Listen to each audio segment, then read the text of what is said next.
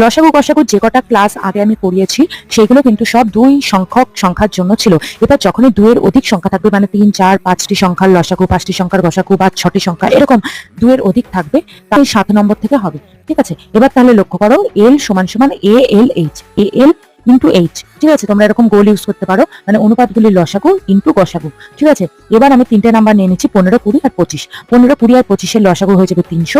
লসাগু কি করে বার করতে হয় এই পোর্শনটায় দেখো আমি দেখিয়ে দিয়েছি, তোমরা এইভাবে করতে পারো। 15, 20 আর 25-এর অনুপাত হবে হচ্ছে 3, 4:5। তাহলে এই অনুপাতগুলির লসাগু কত হবে? অনুপাতগুলিকে লসাগু করলে কিন্তু কোনো সংখ্যাতেই যাচ্ছে না ভাগ, সুতরাং 3 × 4 × 5 এটা গুণ করে দিলে 60 পেয়ে যাবো, এটাই হয়ে যাবে লসাগু।